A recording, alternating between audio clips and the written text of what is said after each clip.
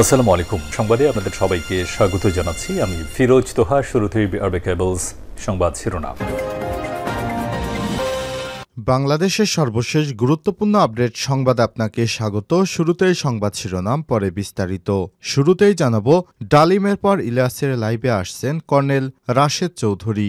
সম্প্রতি প্রবাসী সাংবাদিক ইলিয়াস হোসেনের লাইভের টক শোতে কথা বলেছেন দীর্ঘদিন পলাতক থাকা বীর মুক্তিযোদ্ধা লেফটেন্যান্ট কর্নেল অবসরপ্রাপ্ত শরীফুল হক ডালিম বীর বিক্রম। এবার শেখ মুজিবুর রহমান এবং তার পরিবারকে হত্যার দায়ে অভিযুক্ত আরেক আসামি লেফটেন্যান্ট কর্নেল অবসরপ্রাপ্ত এম এ রাশেদ চৌধুরীকে লাইভে আনার ঘোষণা দিয়েছেন ইলিয়াস হোসেন।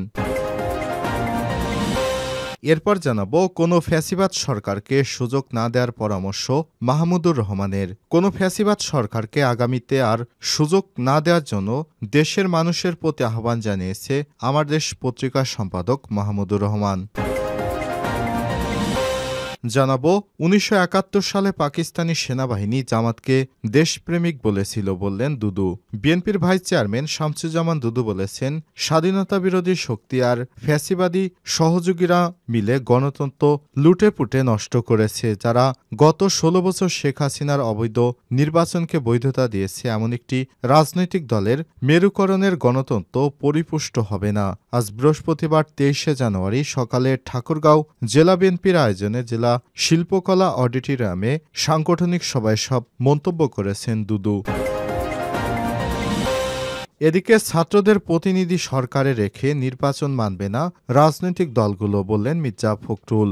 বিএনপির মহাসচিব মির্জা ফখরুল ইসলাম আলমগীর বলেছেন, ছাত্ররা রাজনৈতিক দল গঠন করার পরও যদি সরকারে তাদের প্রতিনিধি থাকে তাহলে সরকার নিরপেক্ষ থাকতে পারবে না। তারা যদি সরকারে থেকেই নির্বাচন করে তাহলে তো রাজনৈতিক দলগুলো সে বিষয়টি মেনে নেবে না। আজ বিবিসি বাংলাকে দেয়া এক সাক্ষাৎকারে মির্জা ফখরুল ইসলাম এসব কথা বলেছেন। এদিকে সাভারে পুরোহিতের জমি দখলের চেষ্টা, বাড়িতে ঢুকে ভাঙচুর, লুটপাটের অভিযোগ।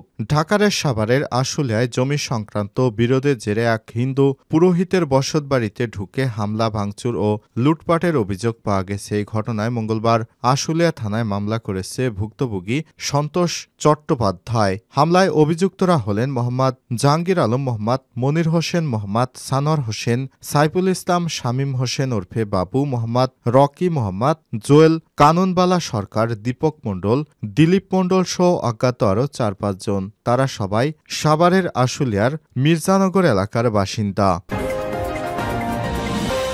এবং সর্বশেষ জানাবো, সিরিয়ার পলাতক প্রেসিডেন্ট বাশার আল আসাদের বিরুদ্ধে এবার গ্রেপ্তারি পরোয়ানা জারি করল ফ্রান্স।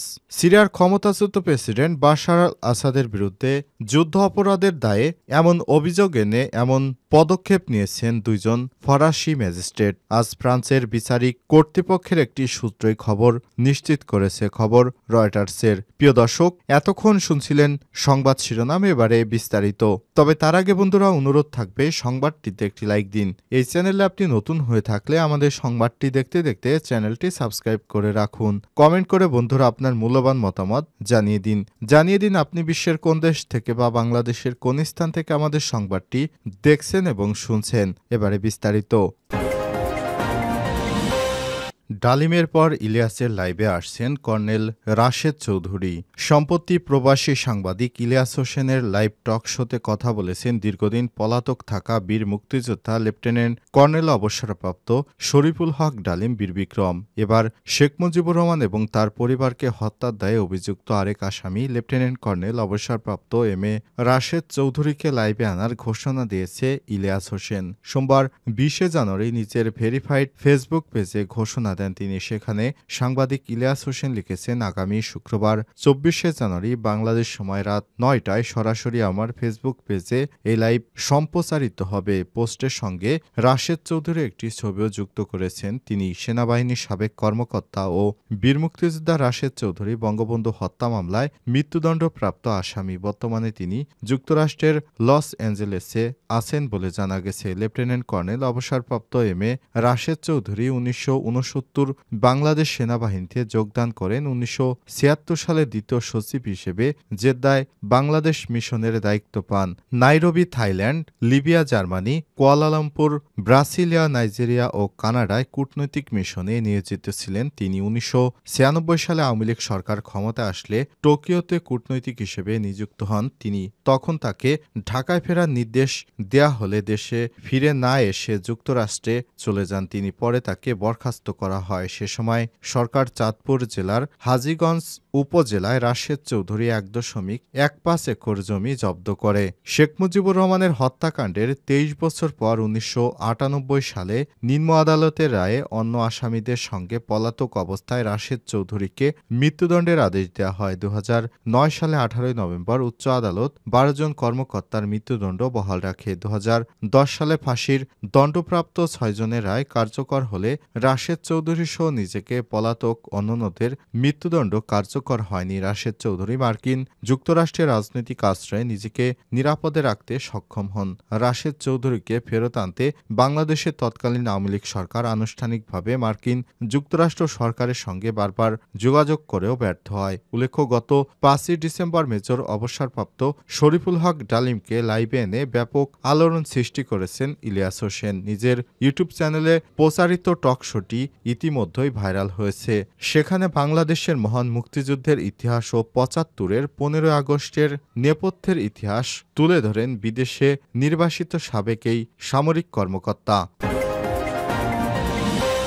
কোনো ফ্যাসিবাদ সরকারকে সুযোগ না দেওয়ার পরামর্শ মাহমুদুর রহমানের। কোনো ফ্যাসিবাদ সরকারকে আগামীতে নির্বাচনে সুযোগ না দেওয়ার জন্য দেশের মানুষের প্রতি আহ্বান জানিয়েছেন আমার দেশ পত্রিকার সম্পাদক মাহমুদুর রহমান। বৃহস্পতিবার 23 জানুয়ারি শেখ হাসিনার ছেলে সজীব ওয়াজেদ জয়কে অপহরণ ও হত্যাচেষ্টা মামলায় 7 বছরের কারাদণ্ডের রায়ের বিরুদ্ধে করা আপিল শুনানি শেষে আহ্বান জানান তিনি। মাহমুদুর রহমান বলেছেন, শেখ হাসিনার বিদায় হয়েছে, বাংলাদেশের জনগণকে এখান থেকে শিক্ষা নিতে হবে। কোনো ফ্যাসিবাদ সরকারকে উঠতে দেবেন না। এ সময় তিনি বলেছেন, এই মামলাটি হয়েছিল শেখ হাসিনার পুত্রকে নিয়ে। এমন শতাধিক মামলা আমার বিরুদ্ধে হয়েছে। বিগত দিনে আমার সহকর্মী বিন্দুরা অনেক মিথ্যা মামলার শিকার হয়েছে বলেও জানান মাহমুদুর রহমান। মাহমুদুর রহমান বলেছেন, বিগত সরকার আমাদের এভাবে বিভিন্ন রকম মিথ্যা মামলা দিয়ে হয়রানি করত। বিগত ফ্যাসিস্ট সরকার দেশের মানুষকে যেভাবে জিম্মি করে রেখেছিল, নানা রকম মিথ্যা হয়রানিমূলক ষড়যন্ত্র মামলা দিয়ে আমাকে দেশ থেকে বিতাড়িত করেছিল। কুষ্টিয়ার আদালতে আওয়ামী লীগের সশস্ত্র ক্যাডার বাহিনী দিয়ে আমার উপর হামলা করেছিল। শুধুমাত্র দিল্লির বিরুদ্ধে কথা বলার কারণেই এমন হয়রানিমূলক কর্মকাণ্ড আমার সঙ্গে করা হয়েছিল বলে অভিযোগ করেছেন মাহমুদুর রহমান। মাহমুদুর রহমান মান্না বলেছেন, আগামী দিনে ছাত্র জনতার অভ্যুত্থানে যে আন্দোলন সংগঠিত হয়েছে, যে নতুন বাংলাদেশের স্বপ্ন দেখছি, এখানে কোনো ফ্যাসিবাদের ঠাঁই দেয়া হবে না। বাংলাদেশের আপামর জনগণকে তিনি ফ্যাসিবাদের বিরুদ্ধে রুখে দাঁড়াতে এবং আওয়ামী লীগকে নির্বাচনে অংশগ্রহণ করতে না দিতে আহ্বান জানিয়েছেন। আজ তিনি তার মামলার বিষয়ে শুনানি শেষে সাংবাদিকদের সঙ্গে আলাপকালে এমন কথা জানিয়েছেন আমার দেশ পত্রিকার সম্পাদক মাহমুদুর রহমান। 1971 সালে পাকিস্তানি সেনাবাহিনী জামাতকে বলেছিল তারা দেশপ্রেমিক, বললেন দুদু। বিএনপির ভাইস চেয়ারম্যান শামসুজ্জামান দুদু বলেছেন, স্বাধীনতা বিরোধী শক্তি আর ফ্যাসিবাদ মিলে বাংলাদেশটাকে ধ্বংস করে দিয়েছে। বৃহস্পতিবার 23 জানুয়ারি সকালে ঠাকুরগাঁও জেলা বিএনপির আয়োজনে জেলা শিল্পকলা অডিটোরিয়ামে সংগঠিত সভায় এমন মন্তব্য করেন তিনি।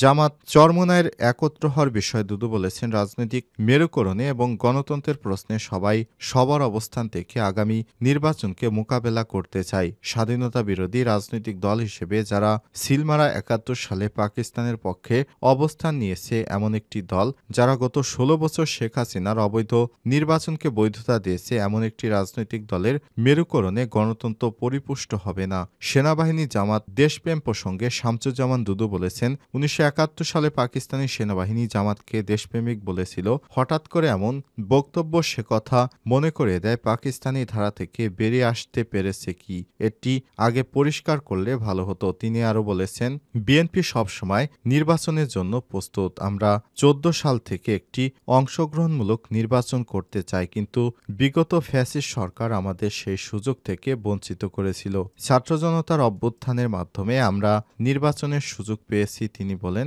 এই সুযোগকে কাজে লাগাতে চাই এবং এই সুযোগকে বাংলাদেশের সাধারণ জনগণের সুযোগ হিসেবে দাবি করেছেন বিএনপির এই নেতা। তিনি বলেছেন, বাংলাদেশের জনগণ ভোট দেওয়ার মাধ্যমে তাদের গণতন্ত্র পুনঃপ্রতিষ্ঠার সঙ্গে একত্রতা প্রকাশ করেছে। এভাবেই বাংলাদেশ এগিয়ে যাবে।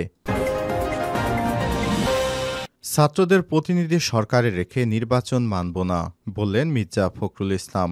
বিএনপির মহাসচিব মির্জা ফখরুল ইসলাম আলমগীর বলেছেন, ছাত্র প্রতিনিধিদের সরকারে রেখে তারপর নতুন কোনো রাজনৈতিক দল গঠন করলে এবং সেই দল যদি রাজনীতিতে অংশগ্রহণ করে বা নির্বাচনে অংশগ্রহণ করে, তাহলে আমরা এ ধরনের কর্মকাণ্ড মেনে নেব না বা কোনো রাজনৈতিক দলই এটি মেনে নেবে না। তিনি বলেছেন, সবাইকে নিরপেক্ষ থাকতে হবে। বিবিসি বাংলার এক প্রশ্নের জবাবে তিনি বলেছেন, জুলাই অভ্যুত্থানে নেতৃত্ব দেওয়া শিক্ষার্থীরা একটা রাজনৈতিক দল গঠন করার কথা ভাবছেন, সেখানে যদি ছাত্রদের প্রতিনিধি ও সরকার থাকে তাহলে তো নিরপেক্ষ থাকতে পারবে না। কিন্তু তারা যদি মনে করেন সরকার থেকেই নির্বাচন করবেন, তাহলে রাজনৈতিক দলগুলো সেটা মেনে নেবে না। তিনি আরও বলেছেন, আমরা দ্রুত নির্বাচন চাই। সেটা আগেও বলেছি, যৌক্তিক সময়ের মধ্যে সংস্কার, যেটা ন্যূনতম সংস্কার, সেগুলো করে দ্রুত সম্ভব জাতীয় সংসদ নির্বাচন করার কথা বলেছি। আমরা এসব কথা আমরা প্রথম থেকেই বলে আসছি। আমরা বিশ্বাস করি যে আমাদের যে অভিজ্ঞতা দেখেছি আমরা অতীতের কেয়ারটেকার সরকারগুলোতে, তাতে করে এটা অসম্ভব কিছু না। সরকার চাইলে জুন জুলাইয়ের মধ্য বা আগস্টের মধ্যেই নির্বাচন করা সম্ভব। নির্বাচনের সময়সীমা সম্পর্কে বিএনপির মহাসচিব বলেছেন, আমরা সুনির্দিষ্ট সময় ওইভাবে বলতে চাই না, কারণ এর জন্য যে তাতে কোনো লাভ হবে না। কারণ সরকারকেও সেটা চাইতে হবে, অন্য দলগুলোকেও চাইতে হবে, সবাইকে একসঙ্গে চাইতে হবে। তবে আমরা মনে করি যত দ্রুত নির্বাচন হবে দেশে ততই মঙ্গল হবে। এজন্য অতি দ্রুত সময়ের মধ্যে তিনি নির্বাচন চেয়েছেন বলে জানিয়েছেন বিএনপির মহাসচিব।